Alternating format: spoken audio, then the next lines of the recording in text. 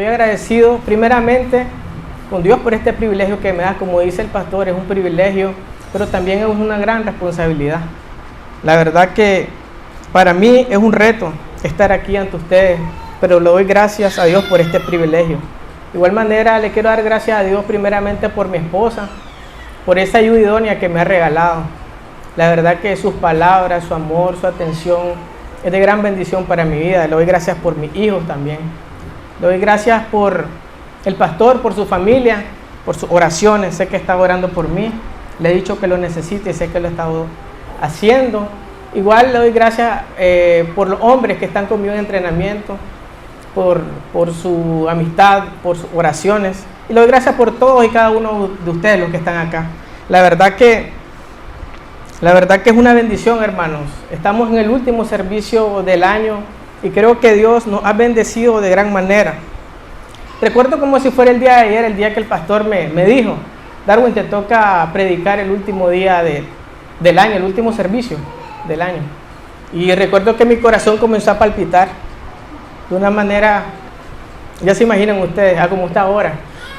Pero definitivamente, en ese momento lo primero que se me vino a la mente fue la pregunta: Señor, ¿qué quieres que yo le traiga? ¿Qué palabra quieres que le traiga a tu pueblo, a tu iglesia?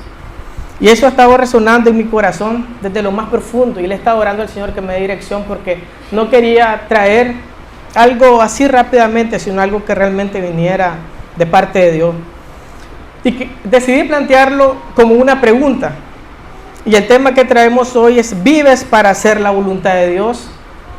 Y es interesante el contexto en que estamos en el último servicio, estamos en los últimos días de terminar el año, ¿verdad? Y creo que también podríamos decirlo de la siguiente manera: ¿hemos hecho nosotros la voluntad de Dios en nuestra vida durante este año? Hermanos, normalmente cuando iniciamos un año todos creo que nos proponemos retos, objetivos. Uno de los más conocidos que tenemos es voy a bajar de peso. Creo que muchos nos hemos puesto ese reto y hemos fracasado con eso. Quizás otros pues dicen, bueno, hoy este año quiero construir, quiero tener un vehículo. O quizás otros más espirituales dicen, este año voy a orar más, voy a buscar más del Señor. Pero si hoy hiciera una pregunta a todos los que están acá, para que miremos, yo estoy seguro que muchos se propusieron esto. Como decía el pastor, ¿cuántos cumplimos el plan de lectura de este año? Muy pocos, creo yo, levantaron la mano. Muy pocos. La mayoría solo quedó en un deseo, ¿verdad? En un deseo nada más. Muchas veces solo estamos deseando algo, pero realmente no lo buscamos de todo corazón, no lo estamos esforzando. Por lo tanto, yo quiero que este tiempo lo aprovechemos, este último servicio lo aprovechemos para hacer una reflexión. Esta prédica nos va a hacer reflexionar sobre si realmente nosotros estamos viviendo como cristianos, si realmente estamos viviendo como hijos de Dios.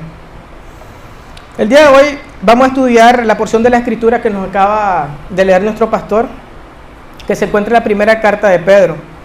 En términos generales, esta carta trata sobre la esperanza del cristianismo en medio de las aflicciones y dificultades de ese tiempo. Es importante destacar que esta carta fue escrita por Pedro en el año aproximadamente entre 62 y 67 después de Cristo. Y se cree que al momento de escribirla Pedro se encontraba en Roma, lo que anteriormente o él llama Babilonia. La carta está dirigida al pueblo de Dios que se encontraba disperso en Asia Menor, es decir, en las regiones de Ponto, Galacia, Capadocia, Asia y Bitinia, lo que hoy corresponde a Turquía. Estos hermanos estaban atravesando luchas, persecución, y estaban exponiéndose a peligro debido a estas luchas que ellos estaban teniendo. Era un tiempo donde ser cristiano, hermano, podría costarnos nuestra propia vida. Podría costar nuestra propia vida. Vamos a iniciar con la primera enseñanza del pasaje, donde Pedro, inspirado por el Espíritu Santo, nos dice que el cristiano está dispuesto a sufrir por causa de Cristo y a renunciar al pecado. El cristiano está dispuesto a sufrir por causa de Cristo y a renunciar al pecado. Eso lo encontramos en Primera de Pedro, el capítulo 4, el versículo 1. Escuche cómo lo dice la Nueva Traducción Viviente. Por lo tanto, ya que Cristo sufrió el dolor en su cuerpo, ustedes prepárense, adoptando la misma actitud que tuvo Él. Y estén listos para sufrir también, pues si han sufrido físicamente como Cristo, han terminado con el pecado. Escúchenlo cómo lo traduce la versión Reina Valera 1960. Dice: puesto que Cristo ha padecido por nosotros en la carne, vosotros también armaos del mismo pensamiento, pues quien ha padecido en la carne terminó con el pecado. Es importante destacar que en esta primera parte de este versículo, el apóstol Pedro, inspirado por el Espíritu Santo, comienza diciendo: por lo tanto, ya que Cristo sufrió dolor en su cuerpo.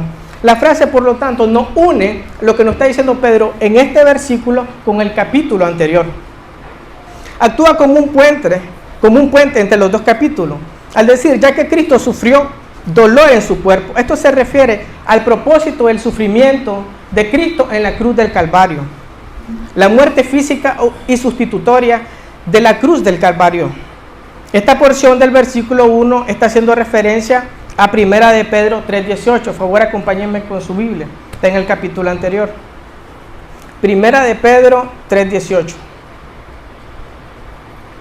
Y dice la palabra de Dios: Cristo sufrió por nuestros pecados una sola vez y para siempre. Él nunca pecó. En cambio, murió por los pecadores para llevarlos a salvos con Dios. Sufrió la muerte física, pero volvió a la vida en el Espíritu. Vemos claramente el propósito de la muerte de Cristo en la cruz. El principal propósito de la muerte fue pagar por nuestros pecados. Hermanos, Cristo pagó y llevó la vida que ni tú y yo podemos llevar. Esa vida santa, justa. Él no pecó, mas aún así murió crucificado por tu pecado y mi pecado. Los pecados presentes, pasados y futuros. Es importante recalcar que el sufrimiento es parte del propósito de Dios en la tierra. Y este sufrimiento contribuye a una gloria futura. En la siguiente parte del texto, Pedro nos dice: por lo tanto, ya que Cristo sufrió dolor en su cuerpo, ustedes prepárense, adoptando la misma actitud que tuvo Él, y estén listos para sufrir también. Pedro anima a sus lectores a que adoptemos la misma actitud que tuvo Cristo, ¿verdad? En la Reina Valera nos dice: armaos del mismo pensamiento que tuvo Cristo. Armados es una palabra que se utiliza normalmente en ocasiones militares, como un armamento. Esto es una lucha, hermano, esto es una guerra. Nosotros debemos armarnos como que si estuviéramos en una guerra contra nuestro pecado, contra nuestras concupiscencias, contra nuestros deseos pecaminosos. Pedro nos habla de un pensamiento fundamental que expresa a continuación: pues si han sufrido físicamente como Cristo, han terminado con el pecado. Hermanos, cuando dice han terminado con el pecado, Pedro no está diciendo que ya no vamos a pecar. Sabemos que vivimos un cuerpo vil en este mundo, y aunque somos cristianos siempre vamos a luchar con el pecado. Es una lucha que debe ser incesante, pero el resultado de ser cristiano, el resultado de una persona que conoce al Señor, es una vida que el pecado va menguando cada día más. O sea, nosotros no somos lo que éramos antes. No somos lo que éramos antes. El creyente es confrontado con dos alternativas: o pecado o sufrimiento. O pecamos, hermano, y decimos nosotros que estamos disfrutando en esta vida, o no pecamos y vamos a sufrir. Porque hay gente que eso no le agrada, hay gente que realmente nos ve a nosotros de una forma despectiva. Las cosas de Dios no son atractivas para el mundo. La luz es contraria a la oscuridad. El cristiano debe estar dispuesto a sufrir con el fin de apartarse del pecado. Es un llamado que tenemos todos, hermanos. Estamos dispuestos a sufrir con tal de nosotros apartarnos nuestro pecado. Escuchen lo que dice Pablo en Romanos 6:6. Sabemos que nuestro antiguo ser pecaminoso fue crucificado con Cristo para que el pecado perdiera su poder en nuestra vida. Ya no somos esclavos del pecado, pues cuando morimos con Cristo fuimos liberados del poder del pecado. Pablo claramente nos está diciendo que nuestro antiguo ser pecaminoso fue crucificado cuando nosotros venimos a Cristo, cuando nos arrepentimos, y el pecado pierde su poder en nuestra vida. Nosotros como cristianos ya no podemos estar gobernados por el pecado, hermano. No es posible que sigamos o nosotros digamos que somos cristianos y vivimos nosotros siempre cayendo en un pecado recurrente. No es posible, no es posible, es contradictorio con lo que nos dice la palabra. El pecado ya no tiene poder. Recuerden lo que nos ha venido predicando el pastor en los meses anteriores. Tenemos como 2 o 3 meses de estar escuchando la palabra en el libro de los Hechos. Y dice que el cristiano es sellado con el Espíritu Santo. Una marca de un cristiano es que somos sellados con el Espíritu Santo. Y Él ahora mora en nosotros. Entonces no es posible que nosotros sigamos viviendo como viven los impíos. Él controla nuestra vida. Él debe controlar nuestra vida. Nuestra segunda enseñanza que nos deja el texto es que los cristianos anhelan obedecer la voluntad de Dios. Los cristianos debemos anhelar obedecer la voluntad de Dios. Eso lo encontramos en Primera de Pedro, el capítulo 4, en el versículo 2. Y nos dice: no pasarán el resto de la vida siguiendo sus propios deseos, sino que estarán ansiosos de hacer la voluntad de Dios. Vemos cómo Pedro nos está diciendo primeramente que no debemos de pasar el resto de nuestra vida viviendo como impío. Hermanos, tú y yo no sabemos cuántos días nos quedan de vida. No sabemos que si son horas, no sabemos si son días, meses, años. Lo único que sabemos es que algún día vamos a morir. Pedro nos dice: no pasen el resto de sus días viviendo como impíos, viviendo en pecado. Basta ya, es suficiente. Hermanos, es necesario que pensemos un poco en esto. ¿Realmente estamos viviendo conforme a lo que Dios manda? Escuchen cómo lo dice Mateo en el capítulo 16, versículo 24.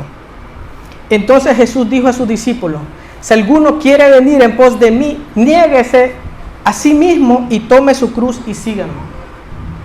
Este versículo es muy conocido, pero vivirlo es muy diferente a decirlo. Lo podemos memorizar, pero realmente nosotros estamos negándonos cada día a nosotros mismos. ¿Te estás negando tú a tus deseos? ¿O estás viviendo en la carne, saciando lo que tú deseas? Toma tu cruz. Decía un antiguo predicador que cuando uno tomaba su cruz era para morir y decir: Señor, ya no vivo yo, eres tú que vives en mí. Hermano, somos llamados cada día a tomar nuestra cruz y seguir a Cristo, venir en pos de Él. Escucha cómo lo dice el apóstol Pablo en Efesios 5, versículos 8 y 10. Pues antes ustedes estaban llenos de oscuridad, pero ahora tienen la luz que proviene del Señor. Por lo tanto, vivan como gente de luz, pues esa luz que está dentro de ustedes produce solo cosas buenas, rectas y verdaderas. Averigüen bien lo que agrada al Señor. Nos está diciendo claramente que antes vivíamos en la oscuridad, hermano, pero hoy vivimos en luz. Somos hijos de luz. Debemos de reflejar la luz de Cristo, la gloria de Cristo en nuestras vidas. El punto, hermano, es que a medida que los creyentes andan en la luz de la verdad, el conocimiento de la voluntad del Señor se hace cada vez más claro en nuestra vida. Y esto concuerda con la segunda parte del versículo número 2, donde Pedro nos dice: no pasarán el resto de la vida diciendo sus propios deseos, sino que estarán ansiosos de hacer la voluntad de Dios. Como les decía, hermano, una marca distintiva de nosotros los cristianos, de los que somos cristianos, de los que nos hacemos llamar seguidores de Cristo, una marca que debemos de tener es que anhelamos hacer la voluntad de Dios. Es nuestro deseo más profundo, hacer la voluntad de Dios. El rey David nos dice en Salmo 143:10 de la siguiente manera, dice: enséñame a hacer tu voluntad, porque tú eres mi Dios. Que tu buen espíritu me lleve hacia adelante con pasos firmes. Hermano, ese es nuestro deseo. Le estamos pidiendo al Señor que nos enseñe a hacer su voluntad. ¿Realmente lo estamos anhelando? ¿O solo estamos viviendo como si fuéramos cristianos, que cumplimos venir los domingos, que podemos a la iglesia, pero el resto de días vivimos como impíos? Hermanos, para hacer la voluntad de Dios, lo primero que debemos de preguntarnos es si la conocemos. Porque ¿cómo voy a estar hablando de una voluntad o creer una voluntad que no conozco? Entonces lo primero que debemos de saber es cuál es la voluntad de Dios.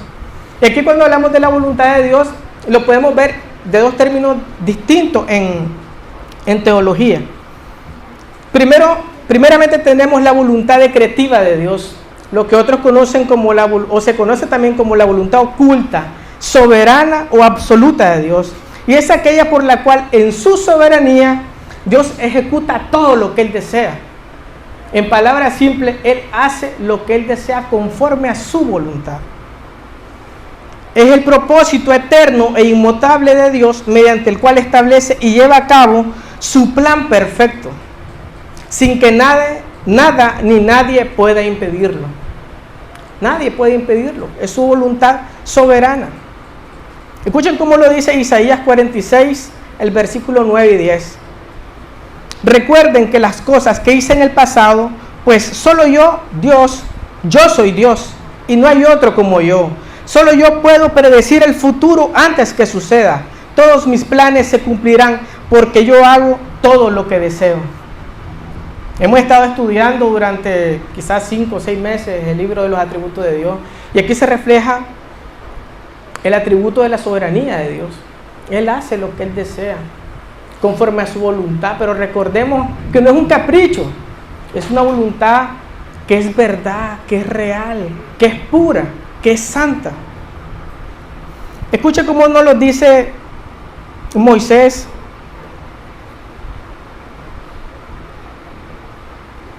En Deuteronomio 29:29. El Señor nuestro Dios tiene secretos que nadie conoce. No se nos pedirá cuenta de ellos. Escuchen bien. Nuestro Dios tiene secretos que nadie conoce. Pero de eso no se nos pedirá cuenta, nos dice Moisés. Sin embargo, nosotros y nuestros hijos somos responsables por siempre de todo lo que se nos ha revelado. Somos responsables de su palabra revelada, de su voluntad revelada, a fin de que obedezcamos todas las condiciones de estas instrucciones. Vemos aquí la voluntad decretiva que hablábamos anteriormente, y la segunda parte del texto nos dice que sí somos responsables de todo lo que se nos ha revelado. Y aquí no está hablando de la voluntad o lo que conocemos como preceptos. Y la voluntad preceptiva es la voluntad que revela lo que Dios quiere que nosotros hagamos en nuestra vida. Prácticamente cuando hablamos de preceptos, estamos hablando de mandamientos y enseñanzas que están en la palabra de Dios. Es la voluntad que como cristianos estamos llamados a seguir y a vivir. Pero paradójicamente, hermanos, esta voluntad que es preceptiva, que son sus preceptos, sus mandatos, es una voluntad que nosotros, si deseamos, no la cumplimos. O sea, está en las manos de nosotros cumplirlo, ¿no? En cambio, la voluntad decretiva no, esa voluntad Dios la decreta y punto. Se cumple lo que Él quiere. Pero aquí tenemos esa libertad de nosotros cumplirla si realmente somos hijos de Dios. Recordemos que antes de ser cristianos, hermanos, nosotros sabíamos algo de Dios, y posiblemente si yo preguntara hoy a todos ustedes que si todos creen en Dios, todos posiblemente van a levantar la mano. Pero realmente muchas veces es antagónico con nuestra manera de vivir. Nuestra vida no refleja realmente que estamos viviendo conforme a su voluntad y estamos haciendo morir nuestros deseos. A continuación les voy a mencionar algunos preceptos o mandatos que Dios nos da en la Escritura. Primeramente, Dios nos manda a amarlo con todo nuestro corazón, alma y mente. Ese es el primero y el principal de todos los mandamientos. Amarás a tu Dios con toda tu mente, tu alma y tu corazón. Ese debe ser nuestro anhelo. Eso lo encontramos en Mateo 22, 37, 38. Otro precepto que encontramos en la Biblia es que Dios desea que renovemos nuestro entendimiento mediante el estudio diligente de su palabra. Eso lo encontramos en Juan 8:31. Hermano, Dios no está hablando en este tiempo y creo que es claramente se ven los objetivos que el pastor nos ha propuesto para el próximo año. Uno de ellos, hablábamos que era la lectura de la palabra, estudiar. Estamos hablando de cumplir el plan. Y no solo leerla, estudiarla, que es muy diferente. Tenemos que ser diligentes con esto, hermano. ¿Cómo voy a conocer yo a un Dios que no sé ni quién es? Solo el Dios que me creó un ídolo. Mucha gente está orándole a un ídolo, hermano. Está orándole a un ídolo. Dios desea que oremos en todo tiempo. Eso lo encontramos en Efesios capítulo 6, versículo 18. Es un mandato de Dios orar, hermano. En todo tiempo. Es uno de los objetivos también que tenemos como iglesia. El pastor decía, vamos a hablar y a enseñar sobre la oración. Hasta por orar debemos de hacerlo correctamente. Porque si no, estamos viniendo nosotros como que si viniéramos ante cualquiera. No, venimos ante Dios, ante el soberano. Tenemos que venir con reverencia.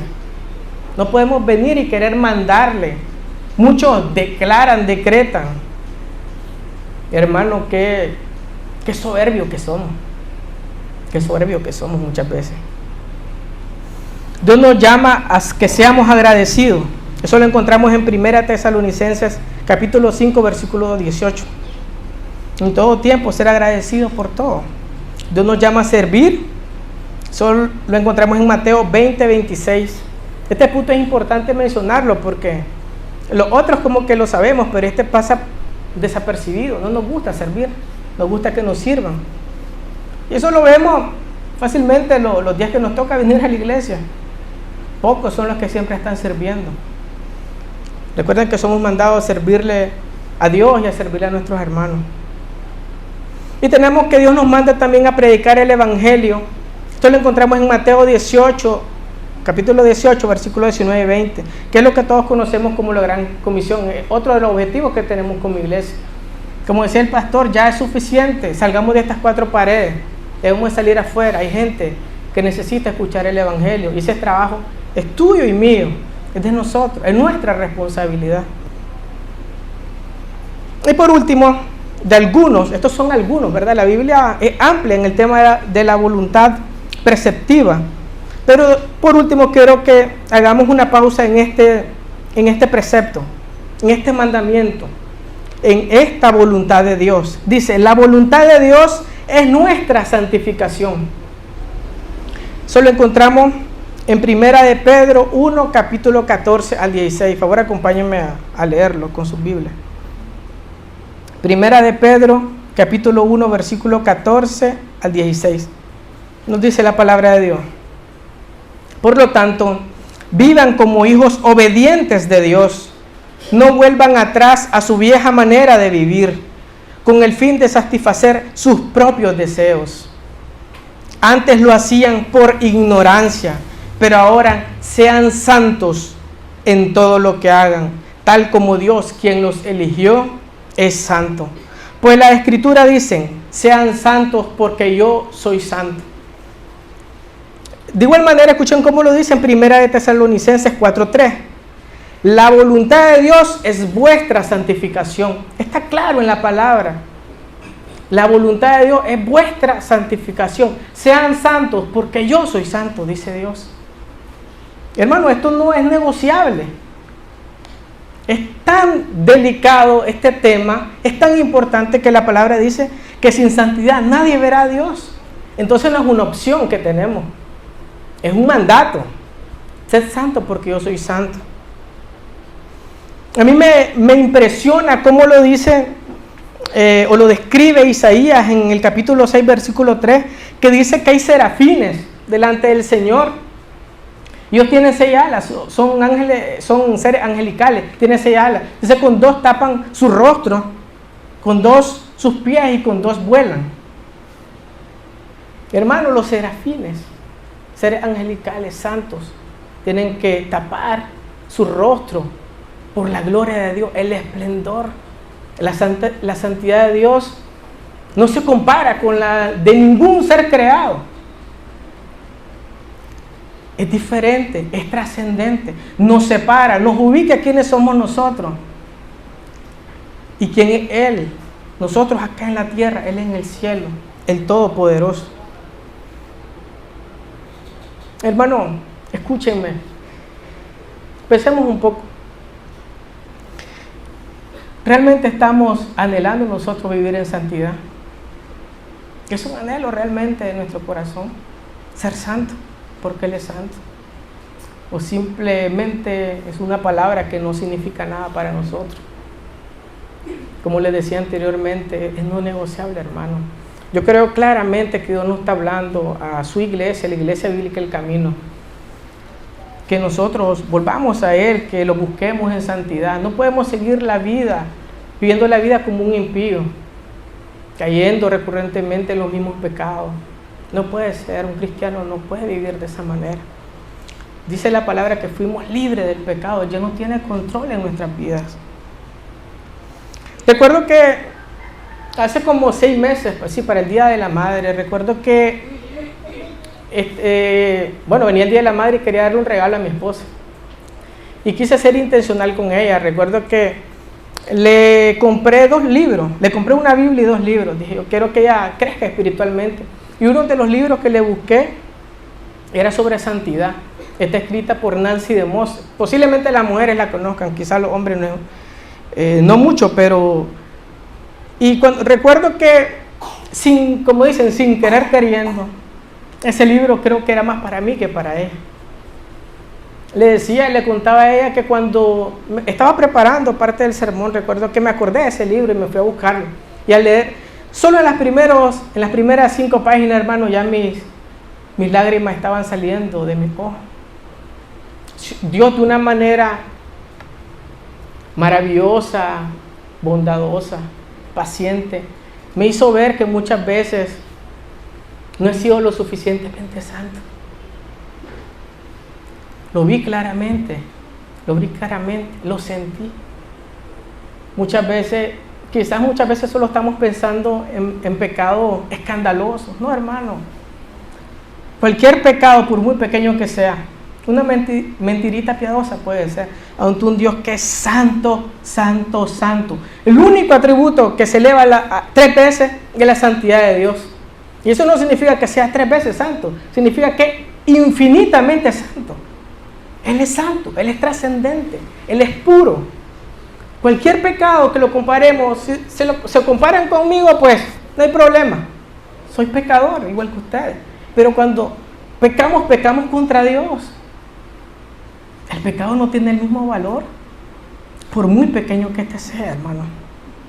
Escuchen lo que dice parte del prólogo del libro Santidad de Nancy DeMoss, que está escrito por Randy Alcorn. Sean santos porque yo soy santos. Dios es el motivo por el cual debemos ser santos. Asimismo, es el que hace posible nuestra santidad.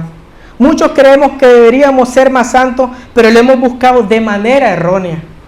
Ser santo en nuestras fuerzas y para nuestra gloria no tiene nada de santo. Muchos creemos que deberíamos ser más santos, pero si no lo hacemos de la manera correcta, no tiene sentido, hermano. Ser santo en las fuerzas de Cristo y para su gloria, ese es nuestro llamado. Ser santo en las fuerzas de Cristo. Nosotros, hermano, y yo creo que es fácil verlo en nuestras vidas, cuando hemos querido hacerlo con nuestra propia voluntad, sin leer la palabra, sin buscar de Dios, sin orar, recurrentemente va a estar cayendo en pecado. Es fácil pecar. Es fácil pecar. Recordemos, hermanos, que el propósito principal de cumplir la voluntad de Dios mediante nuestra santidad es darle toda la gloria a Él. Todo lo que hacemos es para darle toda la gloria a Dios. Solo Él es digno, solo Él se la merece por lo que ya hizo en la cruz por nosotros. Me encanta cómo lo dice David Brainerd. Es un misionero cristiano que llevó el evangelio a tribus en Estados Unidos. Él murió a los 29 años de tuberculosis. Y él recorría muchos kilómetros para predicarle a esta tribu a pesar de su enfermedad. Escuchen cómo lo dice él. Anhelo santidad, anhelo más de Dios. Grato es el apremio que impulsa mi alma a buscar a Dios. Anhelo santidad. Cuando buscamos santidad, buscamos de Dios, hermanos, porque Él es santo, santo, santo. Ese es el llamado que les quiero hacer yo a ustedes este último servicio del año. Es un tiempo que debemos de parar y reflexionar cómo lo hemos estado haciendo. Si hemos sido indiferentes, si estamos llevando la vida. Decía un predicador que el peor pecado no es el adulterio o esos pecados escandalosos. El peor pecado es vivir la vida sin Dios. Y muchas veces estamos viviendo la vida de esa manera. Vivir la vida sin Dios es suficiente para merecer la muerte. Como enseñanza número 3 tenemos que el cristiano evidencia una vida transformada. El cristiano evidencia una vida transformada. Y eso lo encontramos en los versículos 3 y 4. Escuchen lo que dice Pedro, capítulo 4, versículos 3 y 4. En el pasado han tenido más que suficiente de las cosas perversas que les gusta hacer a los que no tienen a Dios. Inmoralidad y pasiones sexuales, parrandas, borracheras, fiestas desenfrenadas y abominable adoración a ídolos. No es de extrañarse que sus amigos de la vieja vida se sorprendan de que ustedes ya no participan en las cosas destructivas y descontroladas que ellos hacen. Por eso los calumnian. Primeramente, en la primera parte del pasaje, en el versículo 3, nos dice que han tenido más que suficiente. Como le decía, nos está diciendo, basta ya de vivir como impío. Ahora tú eres un hijo de luz y debes de reflejar la luz de Cristo. Basta ya de ser un mal ejemplo. Qué duro es, hermano, cuando viene un hijo tuyo o alguien, un familiar, y te dice, y tal vez tú quieres aconsejarlo y tú le dices, bueno, hermano, no luchas contra este pecado o no te comportes de esta manera. Y qué duro es cuando te dicen, pero ¿por qué el hijo del hermano tal es así? Qué duro es eso. O sea, te quedas con los guantes abajo. O sea, nosotros mismos muchas veces somos piedra de tropiezo contra otras personas.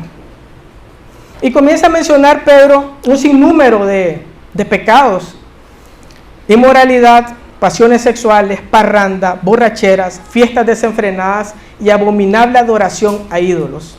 Hermano, estos diferentes pecados, Pedro se lo está diciendo porque posiblemente gran parte de los lectores que estaban escuchando o estaban leyendo esta carta vivían de esa manera. Y eso no se aleja de nuestra realidad. Fiestas, parrandas, deseos sexuales.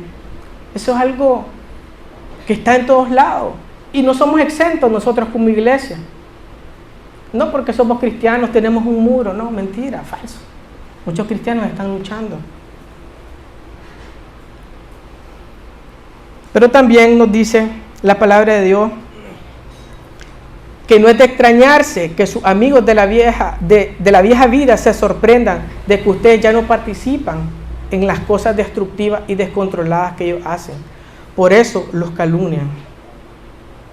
Hermano, ¿realmente tú has sufrido de calumnias? ¿Alguien te ha ofendido por ser cristiano?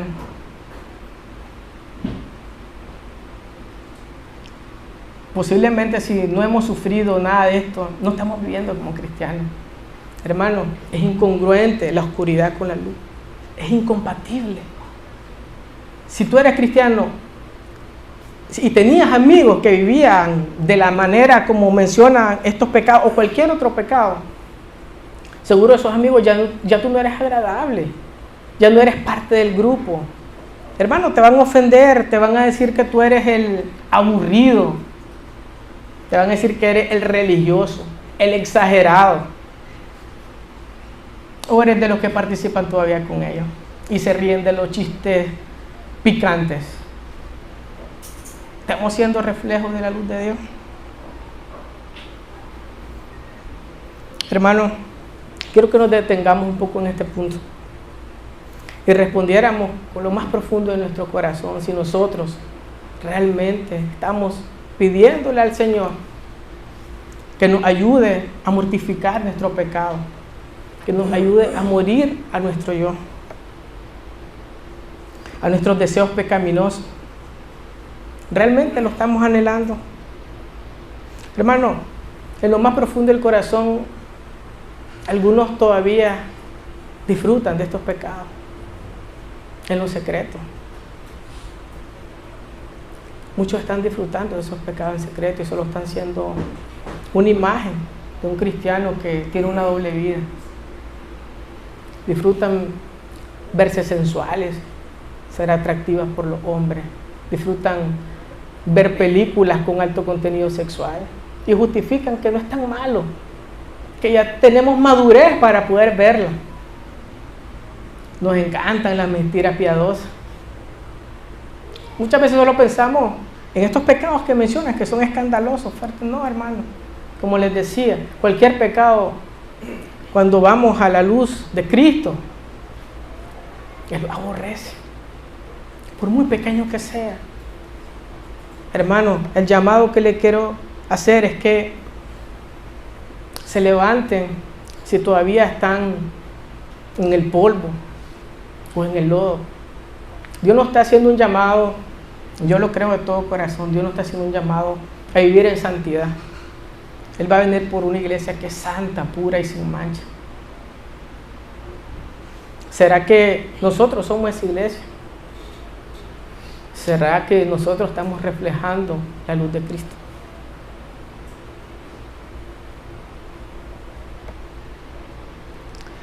Hermano, si es necesario, busca a un hermano que sea maduro en la fe.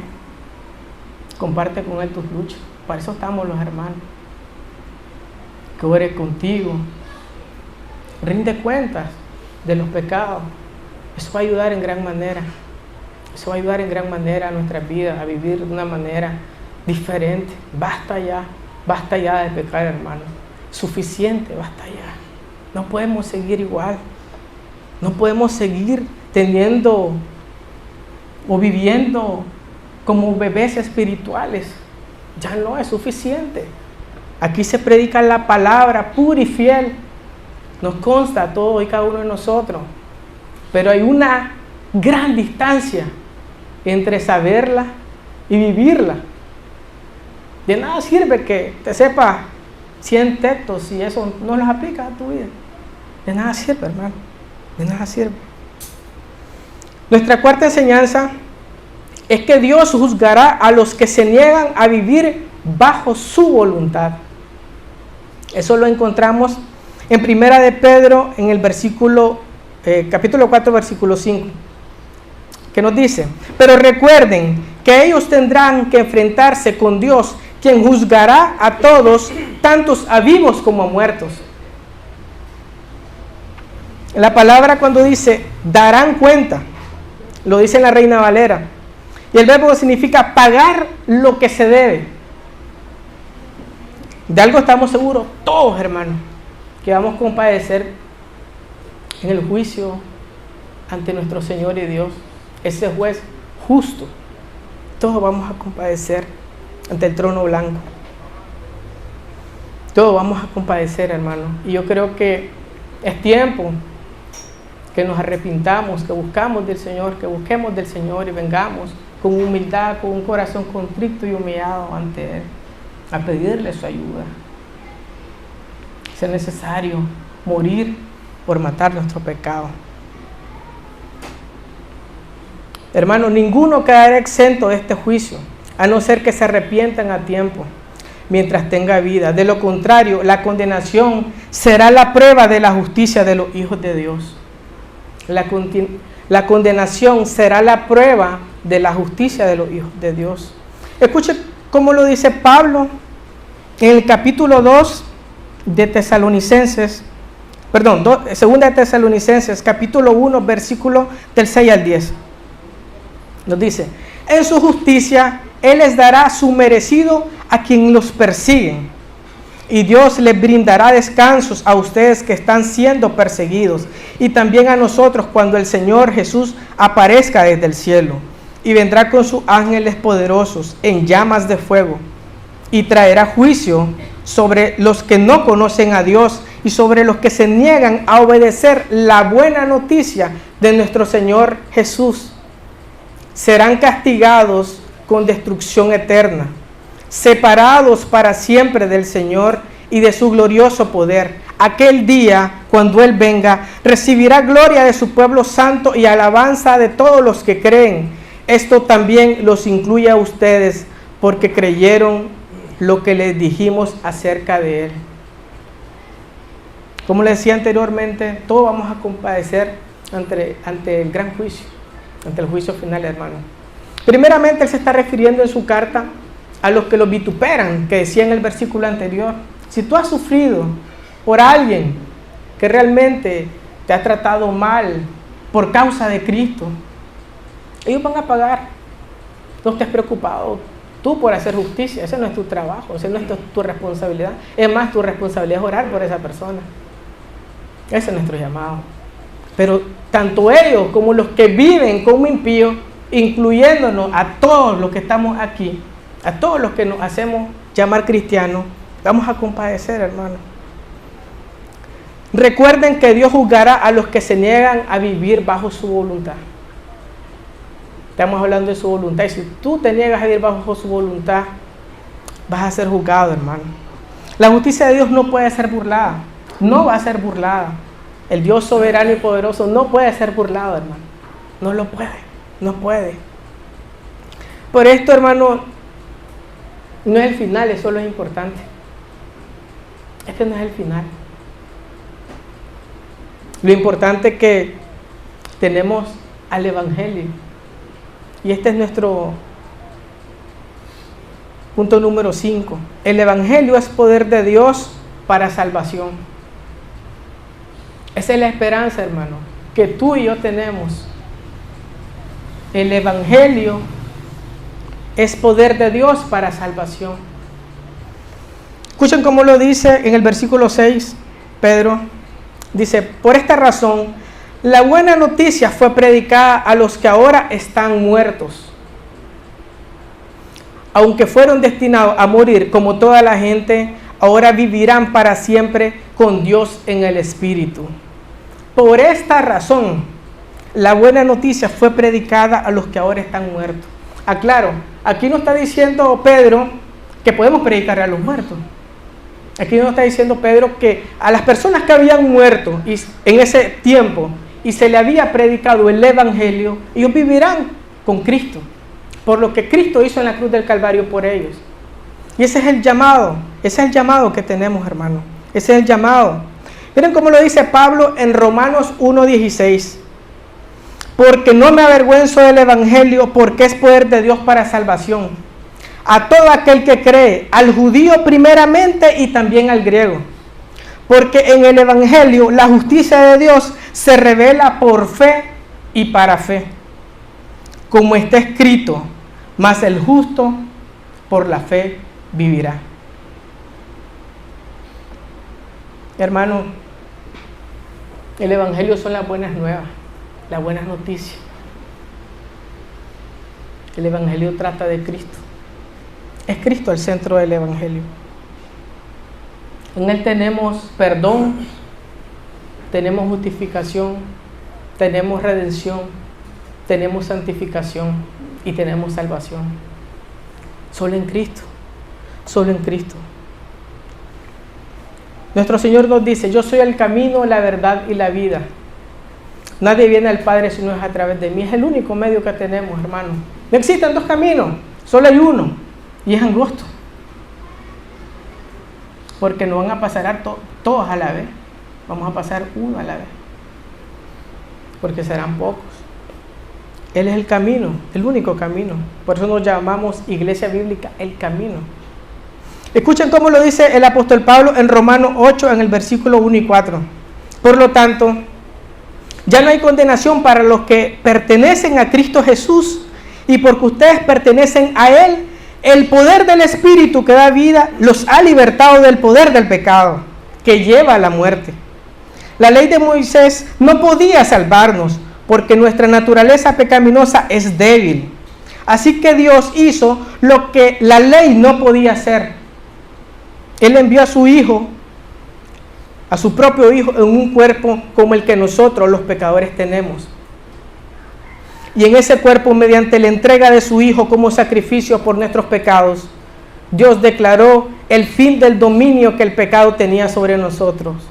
Lo hizo para que se cumpliera totalmente la exigencia justa de la ley a favor de nosotros, que ya no seguimos a nuestra naturaleza pecaminosa, sino que seguimos al Espíritu. Hermanos, somos llamados a vivir en el Espíritu, a dejar nuestra vana manera de vivir. Decía Salomón, vanidad de vanidades, este mundo, todo lo que hay en él. Si tenemos a Cristo, lo tenemos todo, hermano, porque Él lo es todo. Fuera de Él nada tiene sentido, nada tiene valor, nada tiene valor. Tenemos que ir y predicar el Evangelio. Es más, cada día de nuestra vida tenemos que recordar en nuestras mentes el Evangelio. Eso nos hace venir a la cruz, recordar lo que Él hizo y luchar cada día con todas nuestras fuerzas, con la ayuda del Espíritu de Dios, a vivir como hijos de luz. Hermano, el Evangelio es Cristo. Fue Dios hecho hombre. Nació de una virgen. Vivió la vida que ni tú ni yo podíamos vivir, hermano. Fue lacerado, fue escupido, fue maltratado, fue crucificado. Pero al tercer día resucitó y hoy está a la diestra del Padre. El reina, hermano. Él está reinando. Esa es nuestra esperanza. Es Cristo. Es Cristo. Fuera de Él nada tenemos, hermano. Es Cristo. Es Cristo. Él ya pagó por nuestros pecados. Ahora a ti te toca sufrir, resistir para vivir como un hijo de Él. Ese es nuestro llamado. Ese es nuestro llamado. Y la aplicación del día de hoy la encontramos en Romanos capítulo 12, versículo 2. Acompáñenme, por favor. Romanos capítulo 12, versículo 2.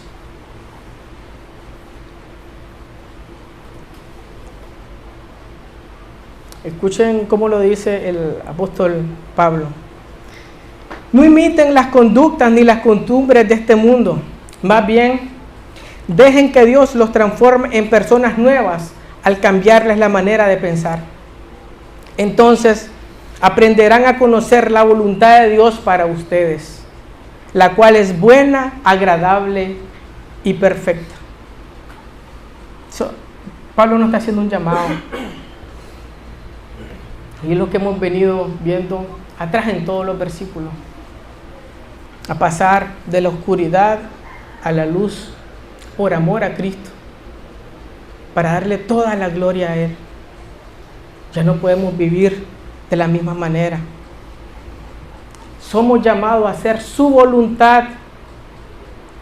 Esta voluntad que es verdad, que es vida. Él quiere lo mejor para nosotros, hermanos.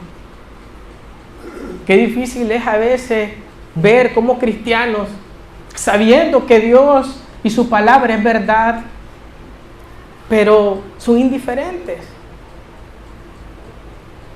Dicen, no, Señor, yo hago lo que yo quiero. Yo hago lo que yo quiero. Te dice, no vivas de esta manera, tú vives. ¿Qué le estás diciendo al Señor? No me interesa, tú no eres mi Dios. Queremos que sea nuestro Salvador, hermano, pero no queremos que sea nuestro Señor. Eso no puede ser. No puede ser, hermano. No puede ser. Hermanos, los cristianos somos llamados a seguir el ejemplo de Cristo, incluso en el sufrimiento. Ese es nuestro llamado. Es una marca que vamos a tener. ¿No está sufriendo? Preguntémonos si realmente no lo estamos haciendo. Y eso que de este lado del mundo, hermano, no tenemos persecución como en otros países, donde tener una Biblia, si los atrapan, el resultado es la muerte o la cárcel, o que sean ejecutados públicamente. Aquí no, aquí las tienes y las tienes polvosas en tu casa. Solo la lleva, si acaso la trae a la iglesia el domingo y la vuelve a agarrar el siguiente domingo. Qué desconsiderados que son, qué malagradecidos que son. Hacer la voluntad de Dios es el anhelo del cristiano que desea vivir conforme a su propósito. Ese es nuestro anhelo, es nuestra marca.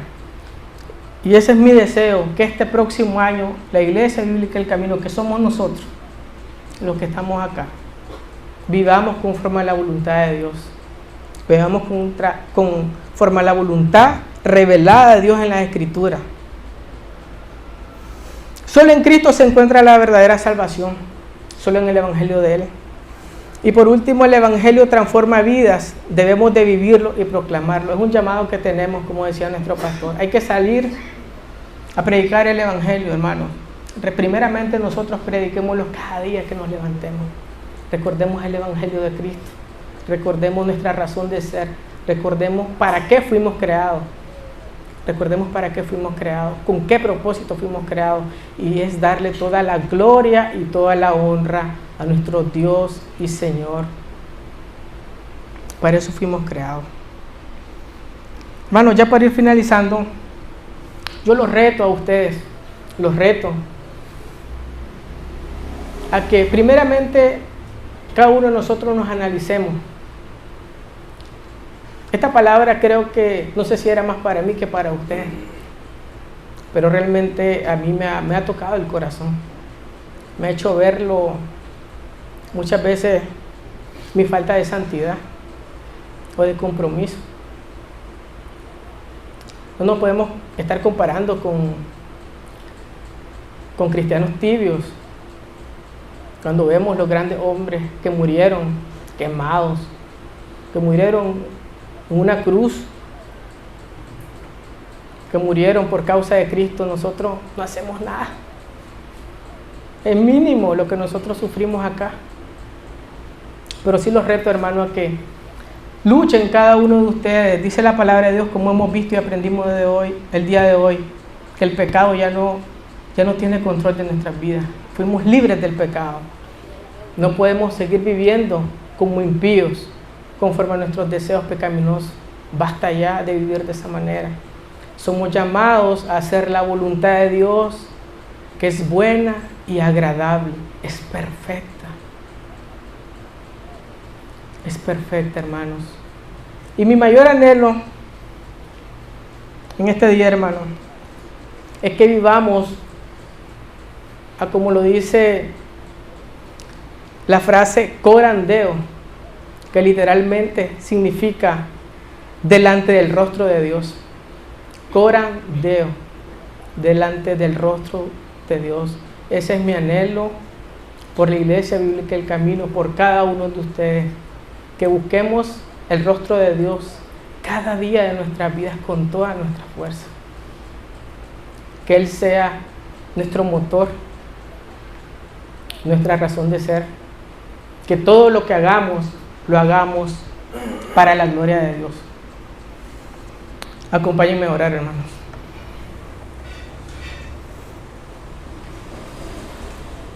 Señor y Dios, Padre Celestial,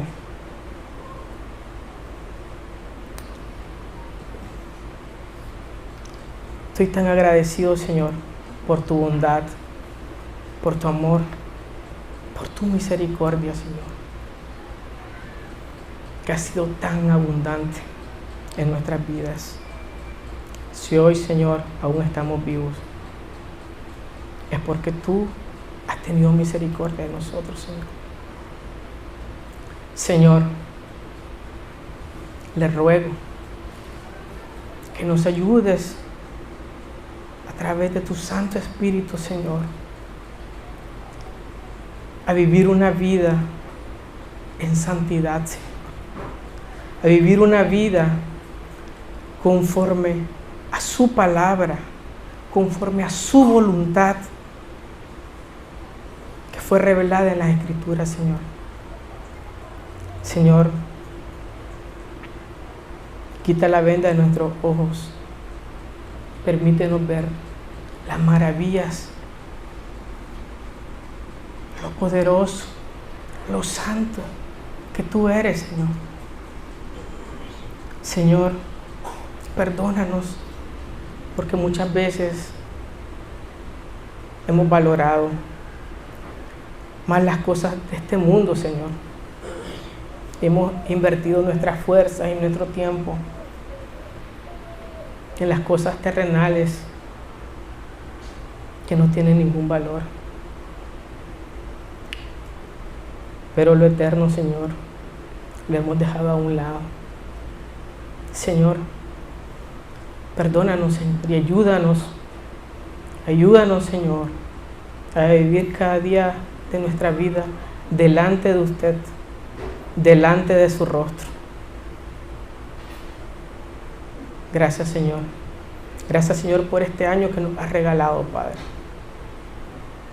Hemos visto tu bondad.